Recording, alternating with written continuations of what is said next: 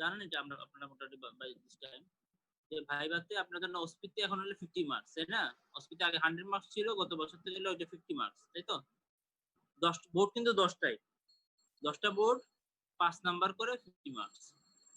আর এর বাইরে হলো শর্ট কেস লং কেস। আপনারা জানেন যে শর্ট কেসের লং কেস হলো টোটাল 15 জন আমার সাথে একদিনে নেই, 15টা কেস থেকে একজন একটা করে। লং কেসের মধ্যে অনলি মেডিসিনের কেস থাকে, আগে যেরকম পেডিয়াট্রিক্সের কেস থাকতো এখন পেডিয়াট্রিক্সের কেস থাকে না, অনলি মেডিসিনের কেস থাকে, ঠিক আছে? এর বাইরে হলো শর্ট কেস থাকে টোটাল 5টা, 5টার মধ্যে মেডিসিনের থাকে 3টা আর পেডিয়াট্রিক্সের থাকে 2টা। আর ভাইবা বোর্ড হলো গিয়ে 3টা বোর্ড থাকে, প্রতি বোর্ডে 2জন করে টিচার থাকে, মোট 6জন টিচার। এর মধ্যে হলো পেডিয়াট্রিক্সে solely একটা বোর্ড, ওটাতে 2জন থাকে। মেডিসিনের যে 2জন স্যার থাকেন, 2জন স্যার 2টা বোর্ডে থাকেন, 3জন স্যার থাকে অ্যাকচুয়ালি মেডিসিনের। 3জন স্যার এর মধ্যে একটাতে এক বোর্ডে এক্সটার্নাল এবং ইন্টারনাল থাকে, মানে সোল মেডিসিন যেটা।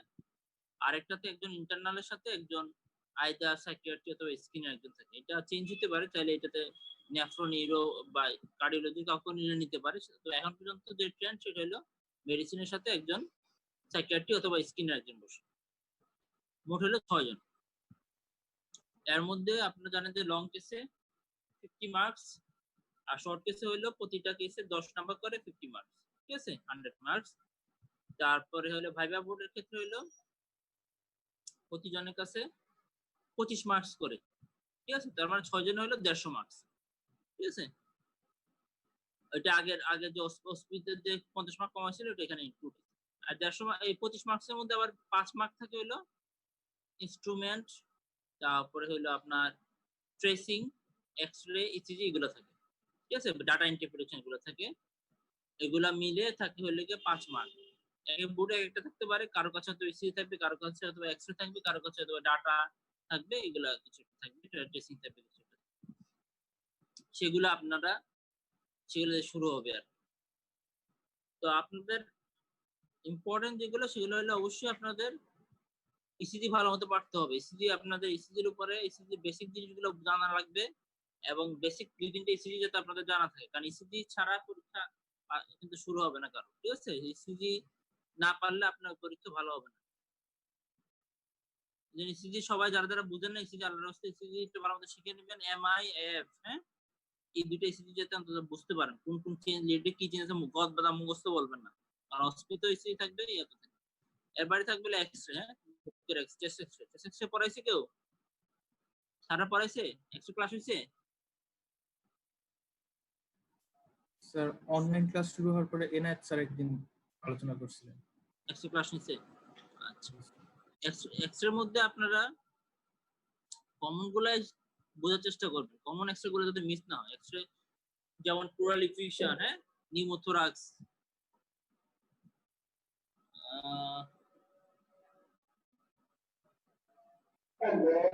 শেষ হোক।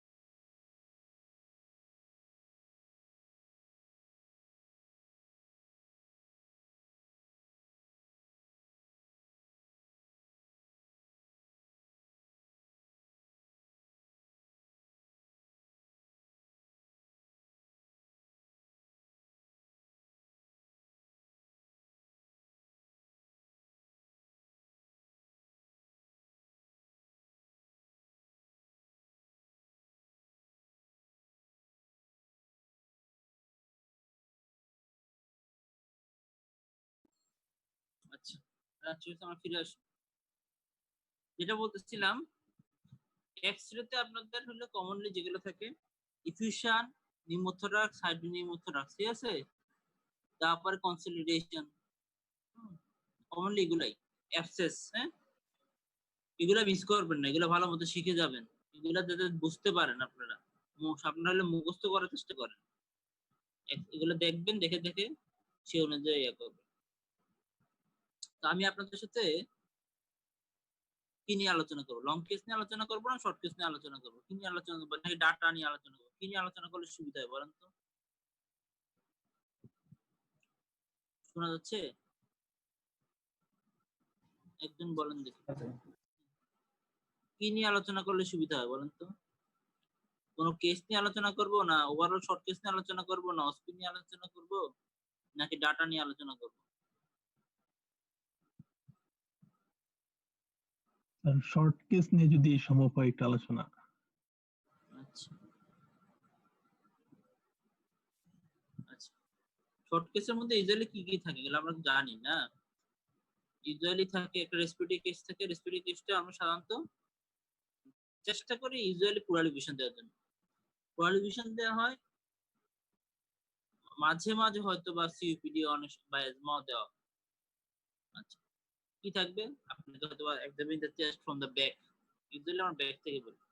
এক্সামিন টোটাল এক্সামিনেশন থাকতে পারে, অথবা হয়তো সময় শর্ট থাকলে অনেক সময় just percuss and auscultated the chest এরকম হয়তো বলতে পারে। এমনি শান্ত examine the chest from the back বলা হয়। Examine the chest from the back করলেন আপনি, করার পর আপনি বলবেন যে হোয়াট ইজ ফাইন্ডিং। আপনারা ইউজুয়ালি ফাইন্ডিং বলার সময় যে ঝামেলাটা করেন আপনারা, সেটা হইলো আপনারা কোন সাইট উল্লেখ করেন না। আপনারা বলেন যে ব্যাস sound is diminished, sir vocal resonance is diminished, percussion ডাল, এভাবে বলতে থাকেন। এরকম করে বললেও কিন্তু হবে না। টেস্ট ফাইন্ডিং বলার ক্ষেত্রে আপনাকে অবশ্যই সাইট মেনশন করতে হবে, এমন ভাবে বলতে হবে যেন বোঝা যায় যে কোন জায়গায়। ধরেন আপনি পোলারাইজেশন বলতেছেন, তাহলে আপনাকে বলতে হবে যে পারকাশন নোড ইজ স্টোনি ডাল, হ্যাঁ, from left or right, keep intercostal space to downwards along the posterior scapular line. আপনাকে একটু ডেফিনেটলি বলতে হবে। And back sound is all diminished on the above mentioned area, and vocal resonance is also diminished. আপনাকে total কথা আপনাকে definitely বলতে হবে। Definitely না বললে বুঝবা যাবে না। কিন্তু একই রকম ভাবে আপনার যখনই কি বলে এই কথাটা বললেন, যে আপনি বলেন যে ধরেন আমি প্রলিভিশন দিয়েছি, আপনি বলেন যে বেস সাউন্ড ডিমিনিশ, পারকাশন ডাল, এরকম ভোকাল রেজোনেন্স ডিমিনিশ, এরকম বলেন। বলার পরে আপনাকে কিন্তু এরপর নেক্সট কোশ্চেন করবে যে আপনার ইন্টারপ্রিটেশন। ইন্টারপ্রিটেশন বললে ধরেন আপনার এক্সপেরিমেন্টাল ফাইন্ডিং হলো লেফট সাইডে রাইট সাইডে from fourth intercostal space to downwards আপনার হলো পারকাশন ডাল, হ্যাঁ, ভোকাল বেস sound diminished, vocal resonance diminished. এখন আপনাকে যদি বলে আপনার ইন্টারপ্রিটেশন কি, তাহলে আপনি কি বলবেন? একজন বলেন দেখি।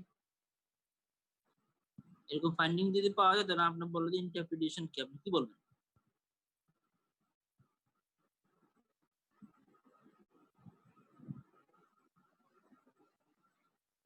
আমি কি নাম ধরে বলবো? নাম ধরে বলি।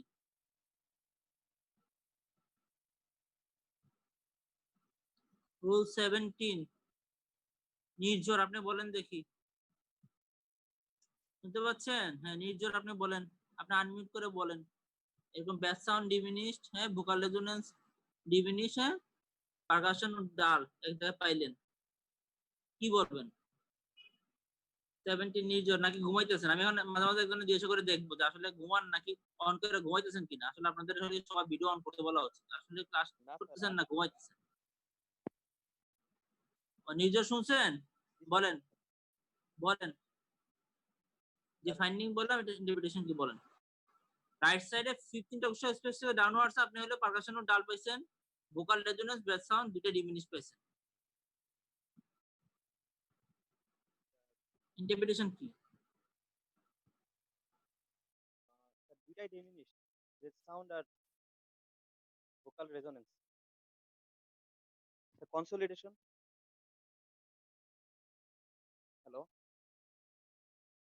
Hello. কনসলিডেশনে কি ব্যাস সাউন্ড ডিমিনিশড হয়?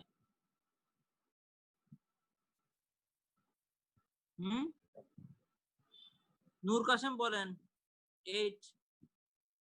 নূর কাসেম আনমিউট করে বলেন ব্যাস কি বলছেন? পারকাশন ডাল, ব্যাস sound diminished, vocal resonance diminished. Interpretation কি?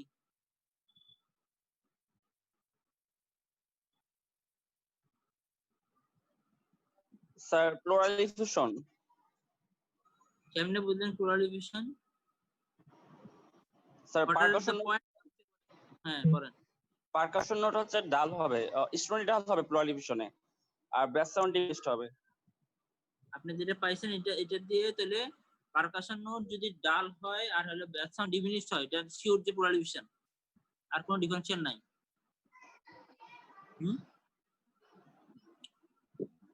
আর কোনো ডিফারেন্সিয়াল নাই। কলাপস হলে কি ফাইন্ডিং হবে?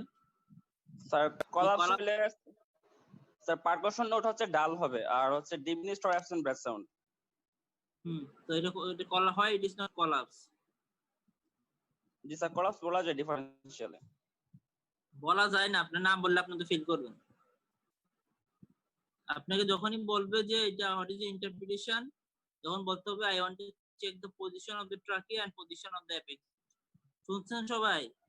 এরকম প্লুরাল ডিফিউশনের ফাইন্ডিং পাইলে আপনাকে হোয়াট ইজ ইন্টারপ্রিটেশন বললে আগে বলতে হবে যে I want to check the position of the apex beat and position of the trachea. যদি দেখা যায় যে কেন, তখন বলবো কেন, বা দেখেন সময় থাকলে স্যার বলবো দেখেন, আপনি দেখে বলেন, অথবা আপনি বলতে পারেন যে কেন, কি পাইলে কি বুঝবেন। তাহলে ইয়াটা কি যে প্লুরাল ডিফিউশনের ক্ষেত্রে আমরা জানি যে ট্রাকিয়া এবং অ্যাপেক্স বিট অপোজিট সাইডে শিফটেড হবে, যেমন লেফট সাইডে যদি এটা রাইট সাইডে ফাইন্ডিং হয় তো লেফট সাইডে শিফটেড হবে, আর কলাপসের ক্ষেত্রে সেম সাইডে শিফটেড হবে, তাই না? এটা বলা লাগবে কিন্তু। আপনি এক্সামিনেশন করে দেখলেন যে ট্রাকিয়া একটু লেফট সাইডে মনে হচ্ছে, তাহলে আপনি বলেন যে sir most likely it is A case of plural diffusion, right সাইডের প্লুরাল ডিফিউশন। আর যদি দেখেন যে না ট্রাকিয়া রাইট সাইডে আছে, তাহলে বোঝা এটা ইট মে বি কলাপস।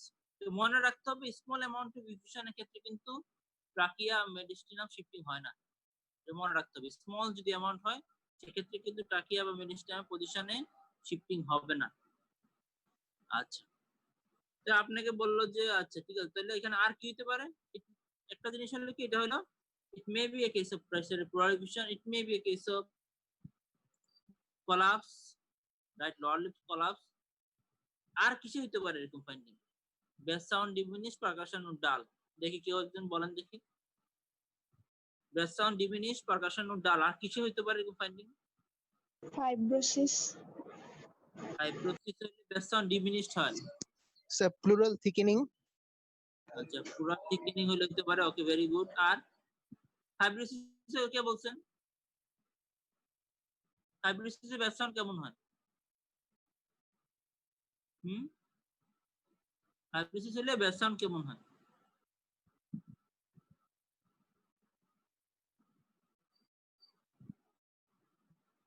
রুল 41 মাহানাত নবী আনসার, মানে কি বাংলাদেশি নাকি ফরেনার? রুল 41 শুনতে পাচ্ছেন? 41 জি স্যার। বলেন আপনি। জি স্যার, ডিফারেন্সিয়াল না, ডিফারেন্সিয়াল না, ফাইব্রোসিসের ব্যাস সাউন্ড কেমন হয় এটা বলেন। ফাইব্রোসিসের স্যার ভুলে গেছি, মনে উঠতেছে না এটা। এটা মনে বললে তো খুব ভালো খবর, সম্ভাবনা উজ্জ্বল। এই কাউসার আহমেদ 37 বলেন। 37 কাউসার আহমেদ। ফাইব্রোসিস ব্যাস সাউন্ড কেমন হয়? ব্রঙ্কিয়াল। ব্রঙ্কিয়াল, এতক্ষণ লাগলো। আর কি পাওয়া যাবে ফাইব্রোসিস হলে? ফাইব্রোসিস হলে আর কি পাওয়া যাবে?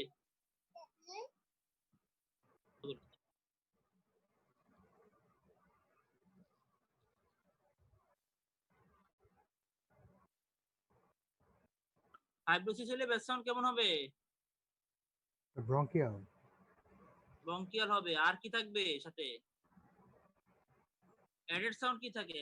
কনসলিডেশন হলে ব্যাস সাউন্ড ব্রঙ্কিয়াল হয়, ফাইব্রোসিস হলে হয় কলাপস, হ্যাঁ, উইথ প্যাটার্ন ব্রঙ্কাস হলে হয়, হ্যাঁ। আপার বর্ডার ক্রিপিটেশন থাকতে পারে স্যার। থাকবে, এটা বলা লাগবে তো, কোর্স কি ডিউরেশন থাকবে, না বললে কেমনে হবে?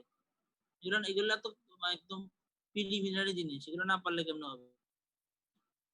তাহলে আপনার এখানে যেটা যেটা বলতে হবে, যেরকম ব্যাস সাউন্ড, ডিমিনিশ, পারকাশন, ডায়াল হলে কয়েকটা পসিবিলিটি আছে। কম্পোনেন্টস লিখে প্লুরালিফিকেশন, এছাড়া থাকতে পারে কলাস, এছাড়া হতে পারে প্লুরাল থিকেনিং, আর হতে পারে কি, আর হতে পারে মাস লিশন। এর জন্য বলেন নাই মাস লিশন হইলে এরকম পারকাশন ডাল হতে পারে, ব্যাস সাউন্ড ডিমিনিশ থাকবে, এটা বলা লাগবে। ঠিক আছে? তখন আপনাকে বলবে যে আপনি এরপর কি করবেন, what will you do next? আপনি এটা পাইলেন, এরপর what is your next step, কি করবেন এরপরে? আপনার নেক্সট স্টেপ কি হবে? রুল 34, রাশনা শারমিন বলেন। 34 জি রাশনা শারমিন স্যার। কি বলবেন? আপনি বলেন যে এরপরে প্রহিবিশন মনে হইলো নাকি পলাশ নাকি, আপনি এরপরে কি করবেন? what will you do next? কি পরীক্ষা করবেন? ট্রাকিয়াল পজিশনটা দেখতে চাইবো স্যারের কাছে। এটা দেখছেন, এগুলা বলছি না, আমি বলছি what investigation you will do next? Sir investigation. কি করবেন? রুটিন ইনভেস্টিগেশন যেগুলো স্যার, চেস্ট এক্সরে করব,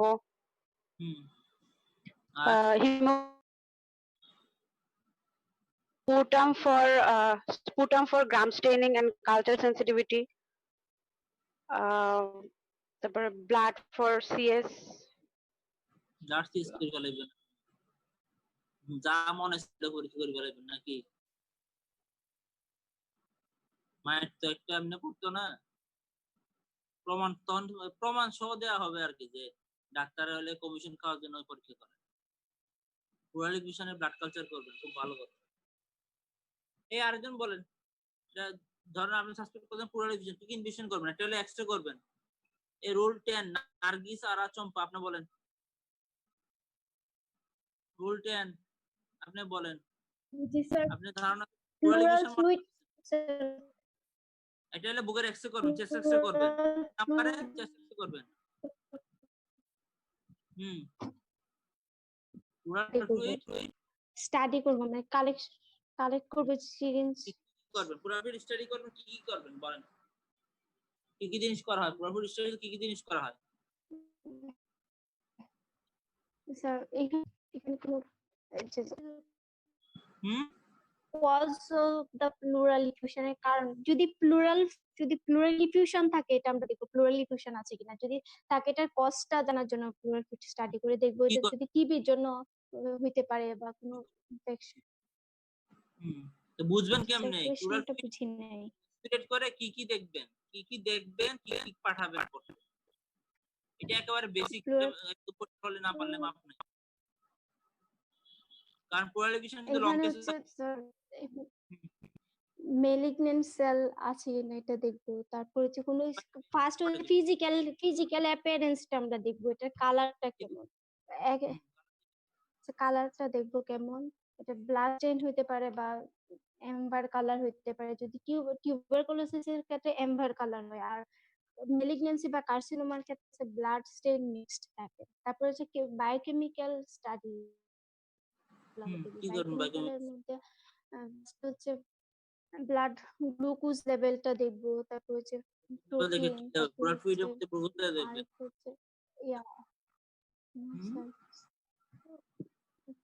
যে কোন একজন বলেন দেখি, প্লুরাল ফ্লুইড স্টাডিতে আমরা কি কি জিনিস দেখি, কেউ একজন বলেন দেখি, একজন বলেন। প্রথমে কালার দেখবো, টেক্সচার দেখবো, তারপরে স্যার বায়োকেমিক্যাল অ্যানালিসিসে যাব, বায়োকেমিক্যালে দেখবো স্যার প্রোটিন কন্টেন্ট দেখবো, এলডিএইচ দেখবো স্যার, স্যার গ্রাম স্টেইন করতে পারি। প্লুরাল ডিফিউশনে আমরা কোনো এলডিএস দেখি না, কেন দেখি না? ইউনিটের প্লুরাল ডিফিউশনে কোনো এলডিএস দেখি না, কেন দেখি না? আমি আজ পর্যন্ত আমার 5 বছরে কোনোদিন প্লুরাল ফ্লুইড এলডিএস করি নাই, মনে হয় না আমাদের স্যাররা কেউ প্লুরাল ফ্লুইড এলডিএস করছে, যদিও বই আছে। কেন করি না বলেন তো দেখি, কমন সেন্স কাটিয়ে, লাইটস কাটিয়ে দেখি না, এলডিএস করা হয় লাইটস কাটিয়ে দেখার জন্য, করি না, কেন করি না বলেন? কমন সেন্স কাটান যেটা করি, অনেকে এটা বললে এলডিএস করবেন বললে অনেক স্যার রাগ করতে পারে, কারণ এটা হলে বুঝতে যে আপনি ওয়ার্ডে কোনোদিন রুগী দেখেন না। করি না কেন? প্লুরাল ফ্লুইড এলডিএস করি না, প্রোটিনও করি না প্রায়, তখন আমি তো করি না কোনোদিন। কেন করি না? পুরাল ফ্লুইডে এলডিএস প্রোটিন এগুলো করার ইম্পর্টেন্স কি? লাইটস ক্রাইটেরিয়া দেখার জন্য। Lights criteria কিসের জন্য lights criteria? What is the importance of lights criteria? To establish whether is it transudate or exudative cause. হ্যাঁ, এবার বলেন। Unilateral pleural effusion with the clinical background. Isn't it enough to differentiate whether it is transudative or exudative? Right side A left side এ অনেক বড় effusion আছে, অন্য সাইডে নাই। রোগীর একটা জ্বর এসে আছে, এটা দিয়ে বোঝা যাচ্ছে it is exudative, ঠিক আছে? বা bilateral pleural effusion আছে, it is almost unlikely to be exudative, তাই না? এই জন্য আমরা সাধারণত left side এ LDH বা প্রোটিন করি না। আচ্ছা, করলেও কোনো ক্ষতি হবে না, সাধারণত এটা করি না, সেজন্য এটা আগে না বললেই বেটার। কি করি? আর কি করি?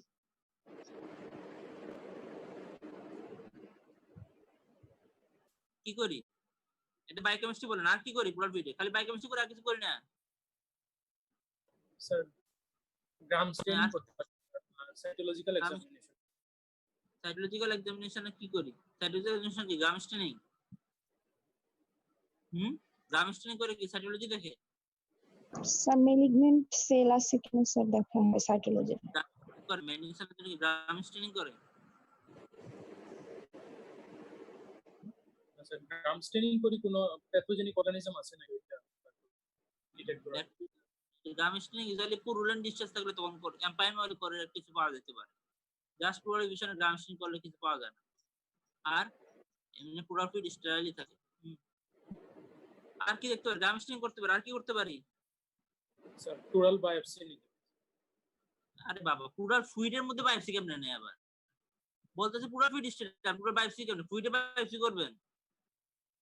হ্যাঁ স্যার এডিএ স্যার আপনাদের যে কমন মানে পারসেপশন কত খারাপ এটাই প্রমাণ করে, কিছু যে বুঝেন না এটাই প্রমাণ করে। পুরাল ফ্লুইড অ্যাসপিরেশনের পর এক নাম্বার হলে গিয়ে কালার দেখা লাগে। কালারটা কি? ইউজুয়ালি যদি এটা নিউমোনিক হয় বা ধরো সাধারণত সেরাস থাকে, কখনো কখনো পুরুলেন হতে পারে যদি এম্পাইমা ডেভেলপ করে। আর কি যদি আপনার টিউবারকুলার হয় তাহলে কি হয়? কি কালার হবে? স্ট্রো কালার বা এম্বার কালার যেটা বলে। যদি মেলিগন্যান্ট হয় তাহলে হিমোরেজিক হতে পারে। নটস দ্য রুল। মেলিগন্যান্সি অনেক সময় নরমাল কালার নিয়ে অনেক সময় মেলিগন্যান্ট থাকতে পারে। এরপরে সেকেন্ড স্টেজ হলো পুরাল ফ্লুইড। 2 নাম্বার হলো আমরা সাইটোলজি। 1 নাম্বার দেখবো সাইটোলজি। সাইটোলজিতে কি দেখি? কয়টা সেল আছে, কোন ধরনের সেল, এগুলো নিউট্রোফিল প্রিডমিনেন্ট নাকি লিম্ফোসাইট প্রিডমিনেন্ট? যদি লিম্ফোসাইট প্রিডমিনেন্ট হয়, ধর 500 সেল পাইছে, এর মধ্যে বলো 90% লিম্ফোসাইট, তাহলে কি চিন্তা করি? It goes in favour of tubercular pleural effusion. না, দেখা গেল সেল কাউন্ট বিশেষ সবগুলো হলে গিয়া নিউট্রোফিল, তাহলে কি ইট গোজ ইন ফেভার অফ কি নিউমোনিক প্লুরাল এফিউশন, প্যারা নিউমোনিক এফিউশন। আর কি এরপরে সাইটোলজি দেখার পরে কি করে? আপনি যেটা বলতে যাচ্ছিলেন, এখানে গ্রাম স্টেনিং থেকে বেশি ইম্পর্টেন্ট। যদি এম্পাইমে থাকে তাহলে গ্রাম স্টেনিং কিছু পাওয়া যেতে পারে, আদারওয়াইজ পাওয়া যায় না। ইম্পর্টেন্ট হলে কি এএফবি স্টেনিং করলে অনেক সময় এফবি পাওয়া যেতে পারে। যদি এএফবি পাওয়া যায় তাহলে তো কাজ হয়ে গেল, এখন পরীক্ষা লাগবে। এএফবি স্টেনিং করব আমরা, তাও এএফবি খুব কম পাওয়া যায় না বললে চলে। গ্রামার এএফবি স্টেনিং করে খুব একটা লাভ হয় না, মাইক্রোস্কোপিতে লাভ হয় না। এরপর হলে বায়োকেমিস্ট্রি আমরা সাধারণত করি না, খুব রেয়ারলি করতে পারি। ওই যে প্রোটিন দেখতে পারেন, এলডিএস দেখতে পারেন, নট সো ইম্পর্টেন্ট। এরপরে হলে কি আপনার মেলিগন্যান্স করেন, মেলিগন্যান্স সেল দেখবেন। অ্যামাউন্ট বেশি লাগে সেন্ট্রিফিউজ করে দেখা লাগে, 500 ml মতো হলে সবচেয়ে বেস্ট। আরো বেশি হলে বেশি সেন্ট্রিফিউজ করে দেখা লাগে মেলিগন্যান্স সেল আছে। আর হলে কি একটা নন স্পেসিফিক মার্কার আছে, যেমন এডিএ, এডিনেশন ডায়ামাইনেজ। এটা কি এডিএ যদি ইনক্রিজ থাকে তাহলে আমরা অনেক সময় চিন্তা করি কি ইট মে বি টিউবারকুলার প্লুরালাইজেশন। এইগুলো হলো প্লুরাল ফ্লুইড স্টাডি।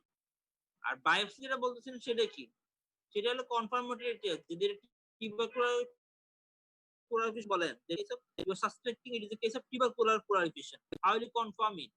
যদি এটা বলে তখন আপনি বলবেন যে I'll go for pleural biopsy, কারণ এটা pleural effusion হচ্ছে মানে কি pleural involvement আছে, pleural TB আছে। একজন বলেন দেখি pleural effusion is it pulmonary TB or extrapulmonary TB? বলেন দেখি pleural effusion কি pulmonary TB না extrapulmonary TB? এক্সট্রাপালমোনারি যাতে মনে থাকে pleural effusion মানে is pleural involvement, extrapulmonary TB is not pulmonary TB। তাহলে আপনি pleural biopsy যদি করেন তখন ওখানে আপনি হলো এজেন্টিং কারণ পাইতে পারেন, টিবি টেস্ট পাওয়া যায়। আচ্ছা, আপনার তাহলে প্লুরালিফিকেশন যদি কোনো শর্ট কেস পড়ে এখানে আপনি সবকিছু জিজ্ঞেস করবে, কিন্তু এমন কি সময় থাকলে আপনাকে বলবে যে যদি এটা টিউবারকুলার প্লুরালিফিকেশন হয় তাহলে আপনার ট্রিটমেন্ট কি দিবেন, এটা পর্যন্ত যাবে। যদি কেউ ওটু পর্যন্ত যাইতে পারেন এবং আনসার করতে পারেন তাহলে তো সে ফুল মার্কস পাওয়ার সম্ভাবনা আছে। অনেক সময় আবার এক্সামিনেশন ফান্ডিং না পারলে অনেকে পাস করানোর জন্য প্রশ্ন করে করতে চায়, এটা ভিন্ন কথা। তাহলে যদি বলে যে এখন আপনি এটা টিউবারকুলার প্লুরালিফিকেশন সন্দেহ করতেন তাহলে কি করবেন, কি ট্রিটমেন্ট দিবেন? আপনি প্লুরালিফিকেশন করবেন, তারপরে টিউবারকুলার ড্রাগ দিবেন। টিউবারকুলার ড্রাগ আপনি ক্যাটাগরি 1 যেভাবে আগে হিস্ট্রি না থাকলে ক্যাটাগরি 1 দিবেন, আগে যদি হিস্ট্রি থাকে ক্যাটাগরি 2 দিবেন। সেগুলো ক্যাটাগরি 1 আর 2 কিন্তু এখন ট্রিটমেন্ট কিন্তু ডিফারেন্স আছে। ক্যাটাগরি 2 তে কিন্তু এখন আর ইনজেক্টেবল ড্রাগ দেওয়া হয়, ঠিক আছে? এটা জেনে নেবেন। এখন আমরা কি দেই? লিভোফ্লোক্সাসিন দেই, এগুলা জেনে নেবেন, রেজিমেন্ট গুলো জেনে নেবেন। আচ্ছা, তাহলে একটা গেল হলো চেস্ট কেস, চেস্টের মধ্যে একটা কেস থাকবে মাস্ট, কমনলি যেগুলো থাকে। এর মধ্যে 2 নম্বর হলো অ্যাবডোমেন। অ্যাবডোমেনে কেস যদি হয়, অ্যাবডোমেনে কি কি জিনিস জিজ্ঞাসা করতে পারে বা কি কি কেস দেওয়া যেতে পারে? অ্যাবডোমেনে কেস আমরা কি কি দেই, কোন ফাইন্ডিং অবশ্যই থাকবে। কমনলি থাকলে অ্যাসাইটিস, অ্যাসাইটিস আছে ধরেন, অথবা কোন একটা পেশেন্টে অ্যাসাইটিস হালকা আছে, স্প্লেনোমেগালি আছে সাথে, অথবা কোন একটা পেশেন্টের হেপাটিসোমেগালি, তো থ্যালাসেমিয়া রোগ দিয়ে দিলাম, অথবা খালি বড় একটা স্প্লিন আছে, সিএমএন পেশেন্ট, গ্রস স্প্লেনোমেগালি আছে, এরকম দিতে পারি, মেসিভ স্প্লেনোমেগালি আছে, এরকম দিলাম। এরকম একটা ফাইন্ডিং একটা থাকতে পারে। তো আপনাকে বললো যে এক্সামিন দ্য অ্যাবডোমেন অথবা পালপেট দ্য অ্যাবডোমেন, হ্যাঁ, অথবা এক্সামিন দ্য অ্যাবডোমেন বললে আপনাকে ইন্সপেকশন, পালপেশন, পারকাশন, অবজারভেশন সবগুলো করা লাগে। আচ্ছা, আপনারা যেগুলো ঝামেলা করেন সেগুলো লেগে ইন্সপেকশনের সময় অবশ্যই পেশেন্টের লেভেলে যে দুইটা দিক থেকে দেখার চেষ্টা করবেন। হাতের পজিশনিংটা স্টেশনারি রাখা, টেম্পারেচার দেখা, হ্যাঁ, এগুলো যা যা দেখা লাগে। আপনার লিভার পালপেশনের জন্য হাত কিভাবে যাবে, স্পিন পালপেশনের জন্য হাত কোন ডাইরেকশনে যাবে, এগুলো যাতে এনশিওর করেন। স্পিন না পাওয়া গেলে অবশ্যই লেফট ল্যাটারাল করে, হ্যাঁ, রাইট ল্যাটারাল করে, এগুলো দেখা লাগে যে এটা দেখবেন, ঠিক আছে? এগুলো যাতে মিস না হয়, কমনলি আপনারা যেগুলো মিস করেন আর পেয়ে গেলেন, আপনি ফাইন্ডিং বললেন, ফাইন্ডিং বলবেন, ঠিক আছে? ফাইন্ডিং কিভাবে বলবেন? আপনি বললেন যে অন ইন্সপেকশন, হ্যাঁ, আমি এই পাইছি। পালপেশনের মধ্যে আপনি ধরেন বলতে পারেন যে স্প্লিন ইজ এনলার্জড অথবা স্প্লিন ইজ পালপেবল। তখন আপনি এটা টোটাল বলতে হবে যে ইট ইজ অ্যাবাউট 5 সেন্টিমিটার, হ্যাঁ, from left coastal margin along its long axis from the anterior axillary line. It is firm in consistency, non-tender, splenic notch is palpable. Inflammation is not possible. Yes, এগুলা percussion over the mass is dull, ঠিক আছে? এগুলো সব বলতে হবে আপনাকে। একইভাবে আপনি লিভার যদি পান, লিভার পালপেট করার পর লিভার পালপেবল হলে কিন্তু আপনাকে আপার বর্ড অফ দ্য লিভার অবশ্যই দেখা লাগবে। আর লিভার পালপেবল হলে এখন আপনি লিভারের বর্ণনা দিলেন, liver is palpable, it is about 2 centimeter from the right coastal margin along the mid clavicular line. আর যদি আপনি যদি ইয়াতে পান, এপিগাস্ট্রির জন্য পান, আবার বলতে হবে যে it is about 2 centimeter 3 centimeter হ্যাঁ along the mid line.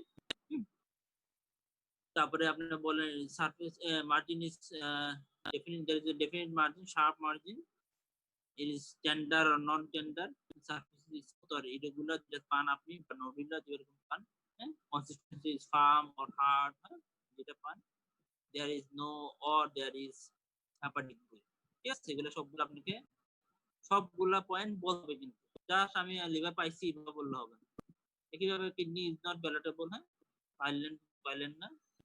তারপরে আপনারা কি বলে ব্লাডার পালপেশন করতে যাবেন না। ব্লাডার কিন্তু ইউজুয়ালি পালপেশনের কোনো ইয়া নাই, কিন্তু নাই। ব্লাডারের ক্ষেত্রে হলো পারকাশন করতে হবে। বিশেষ করে জাহাঙ্গীর স্যার যদি ব্লাডার পালপেট করতে যায় খুব বিরক্ত হয়। ব্লাডার পালপেশন এগুলো খুব বেশি, এটা তো আমাদের বই নাই। ব্লাডারের ক্ষেত্রে নিয়ম হলো যে আপনি আম্বিলিকাস থেকে নিচের দিকে পারকাস করে যাবেন। যদি ব্লাডার যদি ইয়া হয়, ফুল হয় বা পাল্প ইয়া হয়, তাহলে সেক্ষেত্রে আপনার সাধারণত কি ডাল পাবেন। যেখানে আপনার রেজোনেন্স থাকার কথা বা সেই জায়গায় আপনাকে টিম্পানি থাকার কথা, সেখানে আপনি ডাল পাবেন। আর যদি অ্যাসাইটিস থাকে তাহলে অ্যাসাইটিসের ক্ষেত্রে আপনি জিজ্ঞাসা করতে পারেন যে আপনার ধরুন বললো যে লুক এট দ্য অ্যাবডোমেন, হ্যাঁ, আপনি টেল ইউ ফাইন্ডিং বা inspect the abdomen, tell you finding. তো আপনি ইন্সপেকশন করে দেখলেন যে অ্যাবডোমেনটা ডিস্টেন্ডেড হয়ে আছে, হ্যাঁ, তাহলে আপনি বললেন যে অ্যাবডোমেন ইজ ডিস্টেন্ডেড, হ্যাঁ, umbilical is central and slit like and everted, হ্যাঁ, and flags are full, ঠিক আছে? তাহলে আপনাকে বললো যে তাহলে আপনি কি মনে হচ্ছে, আপনি বললেন যে ইট মে বি অ্যাসাইটিস। আচ্ছা, how will you স্যার বললো যে how will you confirm it is ascites, it is not due to mass or it is not due to platelets and others। হ্যাঁ, আচ্ছা, অবস্ট্রাকশনের কারণে না। আপনি ascites কিভাবে বুঝবেন? এক্সামিন, আপনাকে বললো যে আপনি এক্সামিনেশন করেন, করে দেখান যে এটা ascites। তাহলে কি করবেন? যদি টেন্স ascites হয় সেক্ষেত্রে আমরা কি করবো? টেন্স ascites হলে আমরা ফ্লুইড শিল আছে কিনা দেখাবো, তাই তো। আর যদি টেন্স ascites না হয় তাহলে আপনি হলো শিফটিং ডালনেস দেখাবো, ঠিক আছে। আমি শিফটিং ডালনেস দেখালেন, হ্যাঁ there is a shifting of the dullness, so it is likely that there is a fluid collection, free fluid collection in the abdomen। আপনাকে জিজ্ঞাসা করতে পারবে what is the ascites, ascites এর definition কি? এখানে আপনাকে অবশ্যই ঠিকমতো বলতে হবে accumulation of the free fluid in the abdominal cavity, it has to be free। এটা কোন একটা সিস্টের ভিতরেও কিন্তু ফ্লুইড থাকতে পারে, যেমন প্যানক্রিয়াটিক সিডোসিস্ট, সেটার মধ্যে আপনাকে ফ্লুইড থাকতে পারে, কিন্তু এটা কিন্তু অ্যাসাইটিস না, কারণ এটা ফ্রি ফ্লুইড না, ঠিক আছে, বলতে হবে। আপনি অ্যাসাইটিস পেলে একই রকম ভাবে এখানে একই কথা আসবে, অ্যাসাইটিস পাইছেন, এখন আপনি নেক্সট স্টেপ কি, বা আপনি অ্যাসাইটিসের কিছু কজ বলেন। এখন আমি একটু দেখে জিজ্ঞেস করি, আইসোলেটেড অ্যাসাইটিসের কিছু কজ বলবেন। শওকত হোসেন 15, আপনি বলেন। খালি অ্যাসাইটিস নিয়ে একটা আছে, যেটা গতবার আপনাদের প্রফের রিটেন, গত বছরের প্রফের রিটেনের পরীক্ষা আসছিল যে খালি অ্যাসাইটিস আছে, কিছু নাই, কোনো ল্যাকেডিয়া মানে আদার কোনো স্পেলিং নেই। হ্যাঁ, খালি অ্যাসাইটিস আছে, এরকম কয়টা কজ বলেন তো। There are some causes of ascites, isolated ascites। আরে বললাম 15। শওকত বলেন। শওকত কই? শওকত ঘুমাইতেছেন? শওকত সাহেব, শওকত হোসেন, আপনি ঘুমাইতেছেন? তার মানে আপনি লিগে নাই, আপনি লাইনে থেকে অন্য কাজ করতেছেন। জি স্যার, আসসালামু আলাইকুম স্যার। হ্যাঁ, তো আপনি রেসপন্ড করতেছেন না কেন? আপনি কি স্যার আমি গ্রামে তো স্যার শুনতে পাই না স্যার। আচ্ছা ঠিক আছে, এখন শুনতে পাচ্ছেন? জি স্যার। বলেন, খালি অ্যাসাইটিস এর কজ বলেন চারটা। স্যার কার্ডিওভাস্কুলার কজ হতে পারে, স্যার হার্ট ফেলিওর, তারপর স্যার রেনাল কজ হতে পারে, স্যার নেফ্রোটিক সিনড্রোম, দেন হতে পারে স্যার খালি অ্যাসাইটিস হবে। জি স্যার। নেফ্রোটিক সিনড্রোম হলে খালি পেট পানি জমবে, আর কোথাও পানি হবে না। আমি বলছি আইসোলেটেড অ্যাসাইটিস, খালি প্লাস অনলি অ্যাসাইটিস। গতবার আপনাদের রিটেনে এটা প্রফেসর এত সিস্টেম ওয়াইজ নাম বলতে হবে, প্লিজ বলেন। স্যার গ্যাস্ট্রোইন্টেস্টিনাল কজ হতে পারে sir chronic liver disease, sir বা হচ্ছে স্যার ম্যালিগনেন্সি হতে পারে স্যার, লিভার ম্যালিগনেন্সি, তারপরে সেলুলার কার্সিনোমা, তারপরে sir commonest cause is CLD. তারপরে আর কি কজ আপনি বলছেন যে এইচসিসি না, বলেন যে Intra-abdominal malignancy, abdominal malignancy with peritoneal metastasis, peritoneal involvement হলে আপনার ম্যালিগনেন্সি থেকে এটা অ্যাসাইটিস হতে পারে। আর স্যার অ্যাবডোমিনাল টিউবারকুলোসিস হতে পারে স্যার। ওকে, টিউবারকুলোসিস, আচ্ছা এটা ইম্পর্টেন্ট। পেরিটোনিয়াল অথবা intestinal, abdominal TB it is a vague term, should say either peritoneal TB or intestinal TB, কিন্তু মেকানিজম দুটো আলাদা। যাই হোক, আর কমনেস্ট তিনটা বলে ফেলছেন স্যার ম্যালনিউট্রিশন হতে পারে, ম্যালনিউট্রিশন। আচ্ছা, ম্যালঅ্যাবজর্পশন হতে পারে, এটা তো জানা আসছে কারণ এখানে হাইপোপ্রোটিনেমিয়া হয়। আচ্ছা ঠিক আছে, ওকে। এখন অন্য একজন আনসার দেন, রোল নাম্বার 19 সাদিয়া আমিন টুম্বা, শুনতে পাচ্ছেন আপনি? রোল 19। জি স্যার। আপনি বলেন, what is the mechanism of ascites in chronic liver disease? Sir আপনি আবার একটু বলবেন স্যার। সিএল কেন, সিএলডি তে অ্যাসাইটিস কেন হয়, মেকানিজম এক লাইনে, অনেক কথা বলা লাগবে, লাইনে বলেন।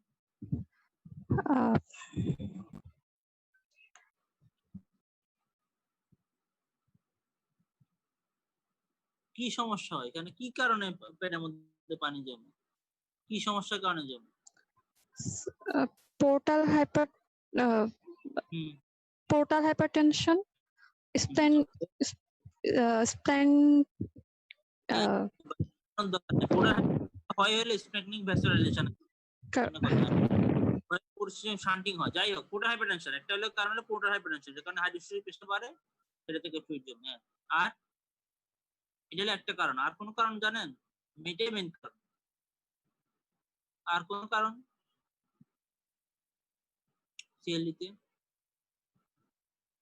আর কেউ বলতে পারবেন? স্যার হাইপোঅ্যালবুমিনেমিয়া কারণ ওকে, ঠিক আছে, ভেরি গুড। মেইনলি দুইটা কারণ, হ্যাঁ, একটা হলো পোর্টাল হাইপারটেনশন আর একটা হলো কি হাইপোঅ্যালবুমিনেমিয়া। তবে প্রোটিনেমিয়া সব প্রোটিন তো কমে না, মেইনলি অ্যালবুমিনটা কমে আছে, ঠিক আছে, হাইপোঅ্যালবুমিনেমিয়ার কারণ হতে পারে। আচ্ছা, তাহলে অ্যাসারিস এর ক্ষেত্রে একই রকম। যদি অ্যাসারিস হয় তাহলে আপনি এটা একবারে কি করবেন, আমি অ্যাসারিস একটু স্টাডি করব, ঠিক আছে। অ্যাসারিস স্টাডি করলে কি করি আমরা, একই রকম এখানে আমরা কালার দেখব, সব জায়গায় যে রুল এখানে সেই রুল কালার দেখব। তারপর আমরা কি করব, এখানে অ্যাসারিস ফুড আমরা সাইটোলজিতে একই রকম, ঠিক আছে। অ্যাসারিস ফুড সাইটোলজি একটা আরেকটা ইম্পর্টেন্ট জিনিস হলো, যদি নিউট্রোফিল বেশি পায়, এটা একটা ইম্পর্টেন্ট জিনিস হলো 500 বেশি নিউট্রোফিল যদি থাকে, ইট মে ইন্ডিকেট কি ব্যাকটেরিয়াল পেরিটোনাইটিস, ঠিক আছে। তখন আমাকে আবার সিএসও করতে হবে, অ্যাসিডিক ফিড কালচার দেখতে হবে। আর এমনি তাহলে কি করলাম যে অ্যাসিডিক ফিড এখানে আমরা সাইটোলজি দেখবো, মেলিগন্যান্ট সেল দেখবো, এখানেও এডিএ দেখবো, পুরাল ফিডে যাদের করি এখানেও তাই করবো, ঠিক আছে। আচ্ছা, এর বাইরে অ্যাসিডিক ফিড একটা এক্সট্রা একটা জিনিস দেখি, কি দেখি বলেন তো দেখি। পুরাল ফিড যা যা দেখি অ্যাসিডিক ফিড তা দেখি, কিন্তু অ্যাসিডিক ফিড একটা এক্সট্রা জিনিস দেখি, কি দেখি বলেন দেখি। অ্যাসিডিক ফিডটাতে পুরালের মধ্যে বলছিলাম যে Light's criteria to differentiate between exudative and transudative. Ascitic ফিডের ক্ষেত্রে যে এক্সিডেটিভ না ট্রানজিটিভ বোঝার জন্য আমরা কি করি, এখানে তো লাইটস ক্রাইটেরিয়া নাই, অ্যাসিডিক ফিডে কি করি? স্যার অ্যালবুমিনটা দেখা হয়েছে। serum acetic albumin gradient সেরাম অ্যাসিটিক অ্যালবুমিন গ্রেডিয়েন্ট, এটা ইন্টারপ্রিটেশন বলেন। সেরাম অ্যাসিটিক অ্যালবুমিন গ্রেডিয়েন্টের মানে, কথাটা মানে কি বাংলায় বলেন, তারপর এটা ইন্টারপ্রিটেশন বলেন। এটা পরীক্ষা কমনলি জিজ্ঞাসা করে, এটা পারা লাগবে সবার। মানে এটা হলো ডিফারেন্স বিটুইন দ্য মানে সিরামে অ্যালবুমিনের পরিমাণ আর অ্যাসেটিক ফ্লুইডে অ্যালবুমিনের পরিমাণের মধ্যে যে ডিফারেন্সটা সেটা নির্ণয় করা হয়। এটা দিয়ে কি বুঝি, নির্ণয় করলাম, করার পরে কি কি হইলে কি বুঝবো বলেন। নির্ণয় তো করলাম, করার পরে কি হইলে কি বুঝবো, মানে একটা নির্দিষ্ট লেভেলের উপরে এই ডিফারেন্সটা নির্দিষ্ট লেভেল বললে তো হবে না। নির্দিষ্ট লেভেলটা কত? স্যার 1.1 গ্রাম পার ডেসিলিটারের বেশি হলে ট্রানজিটিভ ডোজ, আর কম হলে এক্সিডেটিভ। কেন বেশি হইলে ট্রানজিটিভ, কম হলে এক্সিডেটিভ? বেশি হওয়া মানে হচ্ছে স্যার অ্যাসিটিক ফ্লুইডের প্রোটিন কনসেন্ট্রেশন কম আছে। যদি অ্যাসিটিক ফ্লুইড থেকে অ্যাসিডিক ফ্লুইডে অ্যালবুমিনটা বিয়োগ করবেন, অ্যাসিডিক ফ্লুইডে অ্যালবুমিন যদি কম হয় তার মানে এটা ট্রানজিটিভ। আর অ্যালবুমিন যত অ্যাসিডিক ফ্লুইডে অ্যালবুমিন যত কম হবে, বিয়োগফল তত বেশি হবে, কারণ এটা বিয়োগ করতেছে, তাই না? তাহলে যত বেশি বিয়োগফল যত বড় হবে, বুঝবেন এটা ট্রানজিটিভ, মানে অ্যাসিডিক ফ্লুইডে অ্যালবুমিন কম। আর যদি বিয়োগফল যত হলো কি হয়, যত দেখবেন যে আমরা বিয়োগফল কম, তার মানে অ্যাসিডিক ফ্লুইডে অ্যালবুমিন বেশি বেশি হবে, মানে বুঝবেন কি এটা এক্সিডেটিভ। এবার দুইটা ট্রানজিটিভ অ্যাসিডিক কজ বলেন, দুইটা এক্সিডেটিভ অ্যাসিডিক কজ বলেন, কুইক। ট্রানজিটিভ অ্যাসিডিক দুটো কজ বলেন, আর এক্সিডেটিভ অ্যাসিডিক দুটো কজ বলেন তো দেখি। Transudative congestive cardiac failure, nephrotic syndrome, exudative হলো peritonitis, আর আর টিউবারকুলার পেরিটোনাইটিস আর হচ্ছে subacute bacterial peritonitis. Exudative tubercular peritonitis আলাদা কিছু না। এক্সুডেটিভ এক নাম্বার আপনার বলা উচিত কি টিউবারকুলার পেরিটোনাইটিস, দুই নাম্বারে বললে মেলিগন্যান্সি বলা উচিত, ঠিক আছে। আর ট্রানজিটিভে এক নাম্বারে বলবেন কোনটা বলা উচিত ছিল, সিএলডি বলা উচিত ছিল না, এক নাম্বারে কমনেস্টটা বলবেন ক্রনিক লিভার ডিজিজ। এরপরে যেগুলো বলছেন ঠিক আছে, নেফ্রোটিক সিনড্রোম, তারপরে হলো কি কনজেস্টিভ কার্ডিয়াক ফেলিওর, এগুলো। ট্রানজিটিভ এই তিনটা বললেন, এক্সুডেটিভের মধ্যে এগুলো বললেন। আচ্ছা, এটা জিজ্ঞাসা কর, কমনলি জিজ্ঞাসা কর, এগুলো মাস্ট আপনাদের। সেরাম অ্যাসিটিক অ্যালবুমিন গ্রেডিয়েন্ট, এগুলো পারা লাগবে, এটা মাস্ট, এটা না পারলে হবে না। যে জিনিসগুলো আপনাকে মাস্ট নো আছে এর মধ্যে এটা হলো স্যাক, সেরাম অ্যাসিটিক অ্যালবুমিন গ্রেডিয়েন্ট। হ্যাঁ, এটা মাস্ট জানা লাগবে, সবাই জানা লাগবে। আচ্ছা, এরপরে আমরা অ্যাবডোমেনের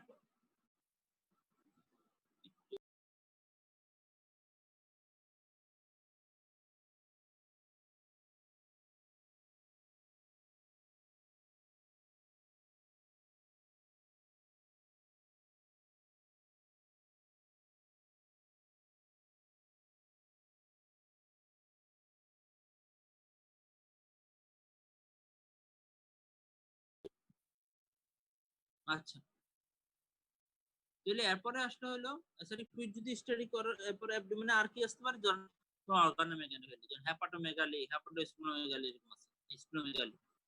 এবার দেখি আনসার দেন। 32 সিরাজম মুনিরা 32 বলেন দেখি। 32 শুনতে জি পাচ্ছেন? স্যার, জি স্যার। হেপাটোমেগালির কজ বলেন দেখি, হেপাটোমেগালি। স্যার টেন্ডার নন টেন্ডার এভাবে আলাদা করে বলা যায়। টেন্ডার যদি বলি তাহলে হেপাটাইটিস, তারপর লিভার অ্যাবসেস, তারপর স্যার কার্ডিয়াক কজের মধ্যে হচ্ছে যে কার্ডিয়াক ফেলিওর এটা।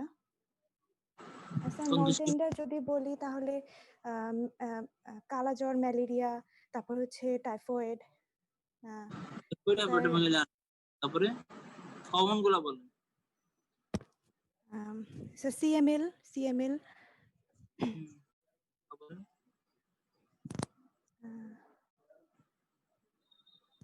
সিএমএল বলেন, থ্যালাসেমিয়া বলেন, লিম্ফোমা বলেন।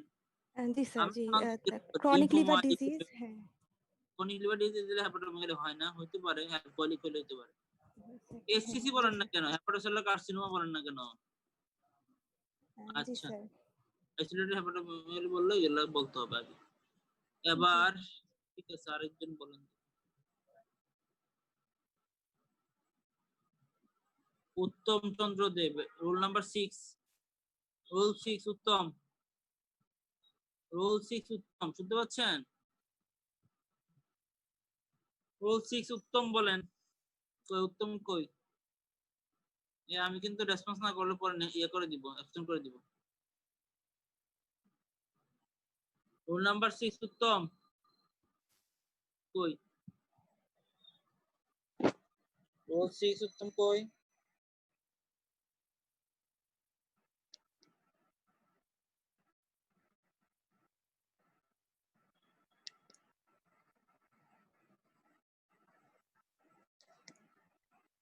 স্যার শুনতে পাচ্ছেন? আপনি স্প্লেনোমেগালির কজ বলেন। স্প্লেনোমেগালি, খালি স্প্লেনোমেগালির কজ বলেন দেখি। থ্যালাসেমিয়া। আচ্ছা, থ্যালাসেমিয়া, তারপরে লিউকেমিয়া, স্যার কালাজ্বর, কালাজ্বর, লিম্ফোমা, কালাজ্বর, থ্যালাসেমিয়া বলছেন এক নম্বরে, তারপরে কি বললেন? কালাজ্বর, লিউকেমিয়া, আর লিউকেমিয়া, লিম্ফোমা। লিউকেমিয়া, লিম্ফোমা, কোন লিউকেমিয়া? এএমএল এএলএল ইয়া হবে, স্প্লেনোমেগালি হবে। এএলএল হলে স্প্লেনোমেগালি হবে, সিএলএল হলে হবে স্প্লেনোমেগালি। Chronic lymphoblastic leukaemia. দূর কথা, ক্রনিক আবার লিম্ফোব্লাস্টিক হয় না। একে তো ক্রনিক লিম্ফোব্লাস্টিক লিউকেমিয়া নামে কোনো লিউকেমিয়া নাই। দ্বিতীয় হলে সিএলএল কখনোই ইউজুয়ালি স্প্লেনোমেগালি আনলাইকলি। সিএমএল এ যেমন লিম্ফোডেনোপ্যাথি আনলাইকলি, সিএলএল এ এরকম স্প্লেনোমেগালি আনলাইকলি। নামেই বোঝা যায় কেন আনলাইকলি। সিএমএল অর্ধব স্প্লেনোমেগালির, মেসিভ স্প্লেনোমেগালির যদি 2-3টা কজ বলে, এর মধ্যে এক নম্বরে হবে সিএমএল, ক্রনিক মাইলয়েড লিউকেমিয়া। এই এগুলো এগুলো পারেন না আপনারা, এই দেশ বলে। এই রোল 6 অদিতি সাবুর, রোল 16 অদিতি। জি স্যার। আপনি বলেন তো লিউকেমিয়া কয় রকম আছে? আপনাদের বইয়ে কয় রকম আছে লিউকেমিয়া? আপনাদের বইয়ে যেটা আছে সেটা বলেন। স্যার মানে মাইলয়েড আর লিম্ফয়েড সিরিজের ক্রনিক অ্যাকিউট নাম বলেন কি কি আছে? ক্রনিক মাইলোব্লাস্টিক লিউকেমিয়া ফার্স্টে কোনিকে চলে গেলেন একুট বাদ দিয়ে কোনিকে চলে গেলেন। একুট কি কি আছে? অ্যাকিউট লিম্ফোব্লাস্টিক লিউকেমিয়া আর অ্যাকিউট মাইলোব্লাস্টিক লিউকেমিয়া। তারপরে ক্রনিক বলেন। কি ক্রনিক হারা গেছে? ক্রনিক মাইলয়েড লিউকেমিয়া আর লিম্ফোসাইটিক লিউকেমিয়া ক্রনিক। ক্রনিকটা মাইলয়েড লিউকেমিয়া মাইলোসাইটিকও বলতে পারেন, কোনো সমস্যা নাই। বা এটা অনেক সময় গ্রানুলোসিজিএল বলে, ক্রনিক গ্রানুলোসাইটিক লিউকেমিয়া। ঠিক আছে, এগুলো নামগুলো পারতে হবে। একুটের ক্ষেত্রে মাইলোব্লাস্টিক আর ক্রনিকে কিন্তু মাইলোব্লাস্টিক না। এটা কারণ কি, নামগুলো চেঞ্জ হচ্ছে কেন? কারণ প্রিডমিনেন্ট সেল কি এটা বুঝতে হবে আপনার। একুটের ক্ষেত্রে প্রিডমিনেন্ট সেল কি, এমএল এর ক্ষেত্রে মাইলোব্লাস্ট, আর ইয়ার ক্ষেত্রে ক্রনিকের ক্ষেত্রে প্রিডমিনেন্ট সেল কি, মাইলোসাইট। ঠিক আছে, এই জন্য নামকরণ ভাবে হয়েছে। আচ্ছা, তাহলে আইসোলেটেড স্প্লেনোমেগালি যদি বলে আপনি অবশ্যই এক নম্বরে সিএমএল বলবেন, তারপরে কনজেনিটাল হিমোরেটিক অ্যানিমিয়া বলবেন। হ্যাঁ, হিমোরেটিক অ্যানিমিয়ার মধ্যে হলো থ্যালাসেমিয়া আছে। ঠিক আছে, আচ্ছা এটা বলবেন। আর কি এরপরে আপনি যেগুলো বলছেন কালাজ্বর, ক্রনিক কালাজ্বর, ম্যালেরিয়া, ঠিক আছে, এন্টেরিক ফিভার ইম্পর্টেন্ট কজ। হ্যাঁ, ইনফেক্টিভ এন্ডোকার্ডাইটিস এগুলো ইম্পর্টেন্ট কজ। ইনফেক্টিভ কজগুলোর মধ্যে এগুলো ইম্পর্টেন্ট, এগুলো তো স্প্লেনোমেগালি হয়। আচ্ছা, অ্যাবডোমেনে এগুলাই গেল। ঠিক আছে, তো হেপাটাইটিস স্প্লেনোমেগালি থাকতে পারে কজ সেম। তারপরে অ্যাবডোমেনের পরে আরেকটা থাকতে পারে general examination, very important. Commonly আমরা জেনারেল এক্সামিনেশন মধ্যে কিরকম হতে পারে, হয়তো অ্যানিমিয়া আছে, হয়তো ল্যাগেডিমা আছে, হয়তো জন্ডিস আছে, হয়তো লিম্ফোডেনোপ্যাথি আছে। যেটা থাকে সেই অনুযায়ী আপনাকে প্রশ্ন করা হবে, আপনি কয়টা ফাইন্ডিং বাই করতে পারছেন প্রশ্ন করা হবে। আচ্ছা, অথবা আপনাকে বলতে পারে যে এরপরে আপনি এটা পাওয়ার পর আপনি রিলিভেন্ট কি দেখবেন। ঠিক আছে, এরকম প্রশ্ন করতে পারে। কারণ লিম্ফোডেনোপ্যাথি থাকলো, সার্ভাইকাল লিম্ফোডেনোপ্যাথি আছে, আপনি একজন স্কয়ার পাইলেন যে এখানে তখন আপনাকে লিম্ফোডের বর্ণনা দিতে হবে, তাই না? লিম্ফোডটা কোন জায়গায় পাওয়া গেছে ধরনের লিম্ফ নোডসে আপনি রাইট সাইডের অ্যান্টিরিয়র সার্ভাইকাল, হ্যাঁ, সুপ্রাক্লাভিকুলার লিম্ফ নোড অ্যান্ডাস পাইলেন। হ্যাঁ, তাহলে আপনি বর্ণনা দিতে হবে, the largest one is lymph node is palpable in the right anterior and supraclavicular region. The largest one is about 2 centimeter into 1.5 centimeter in diameter. It is discrete অথবা ম্যাটেড কিরকমটা বলতে হবে আপনাকে, discrete। তারপর consistency, it is firm in consistency, it is non tender, হ্যাঁ, not fixed with underlying structure। আপনি বর্ণনা থেকে মনে এটা বুঝে ফেলতে হবে। ঠিক আছে, অথবা টেন্ডার দিয়ে ধরেন এটা মেলিগন্যান্ট যদি লিম্ফ নোড, তাহলে কিরকম হবে এটা মেলিগন্যান্ট লিম্ফ নোডের বর্ণনা। ইউজুয়ালি একটা মেলিগন্যান্ট লিম্ফ নোড বেশি থাকে না, থাকতে পারে অনেকগুলো। অনেক সময় lymph node is enlarged in the right supraclavicular region. It is about 2.5 into 1.5 centimeters.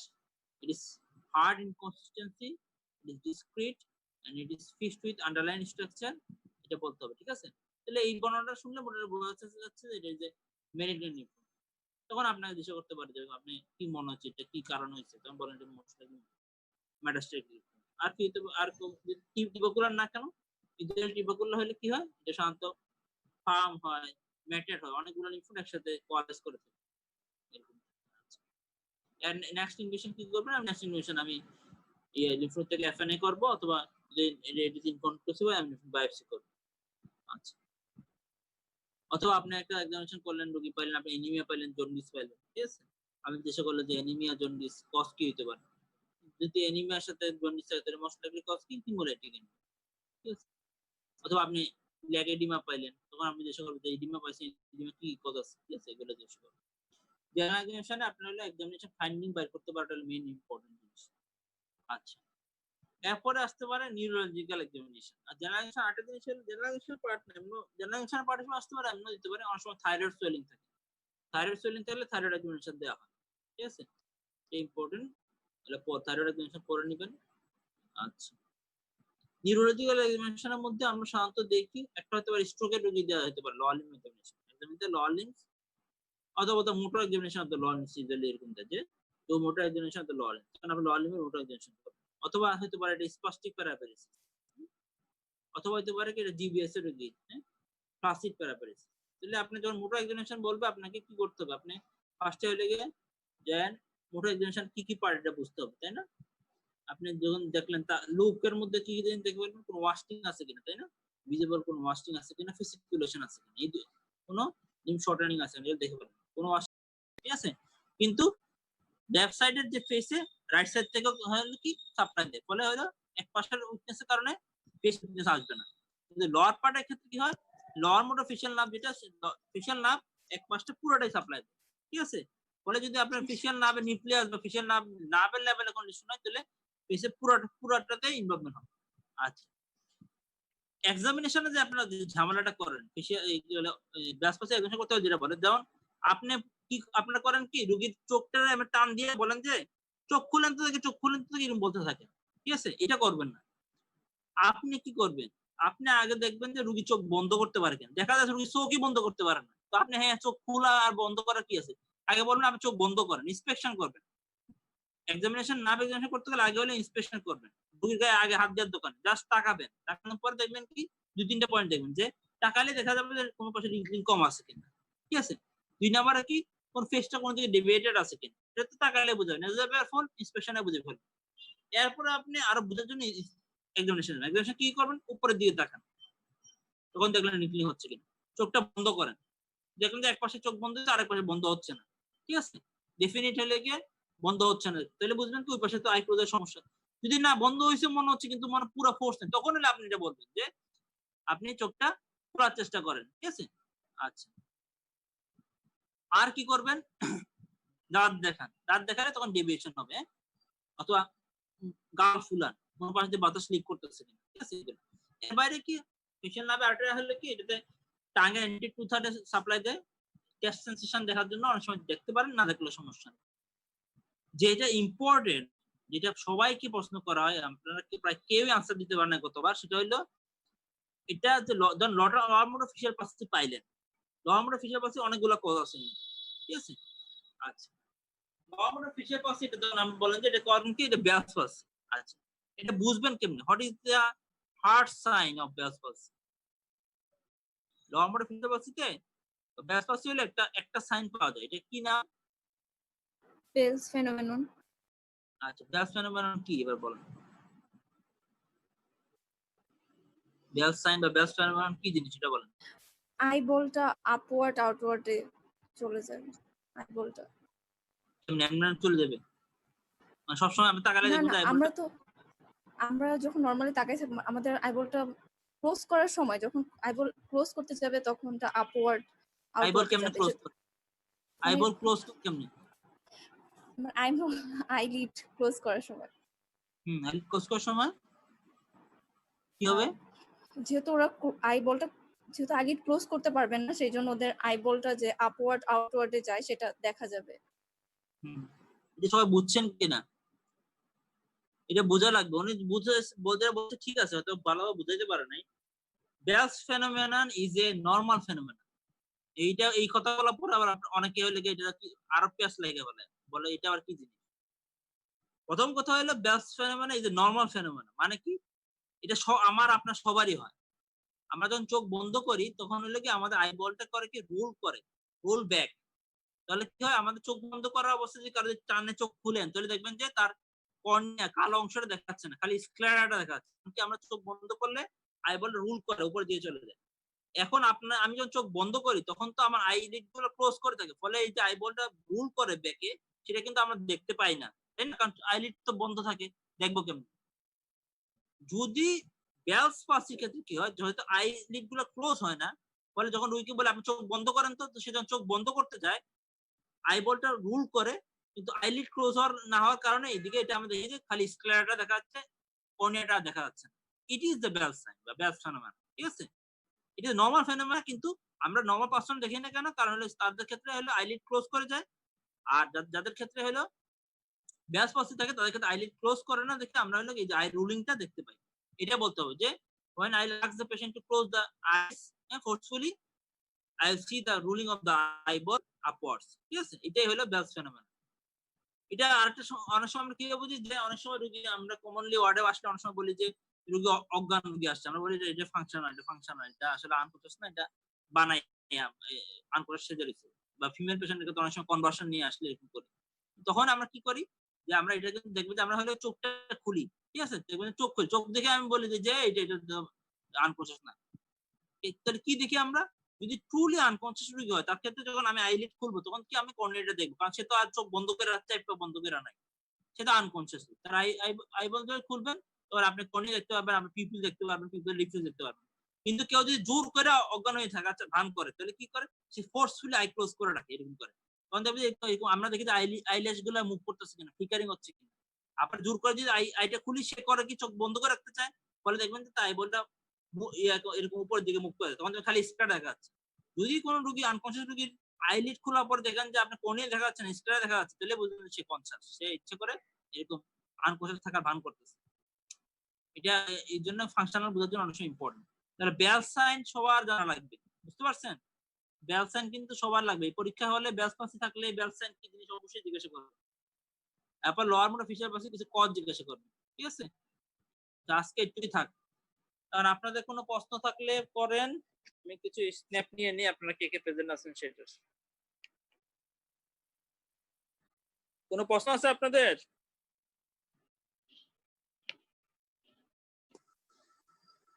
প্রশ্ন থাকলে করেন।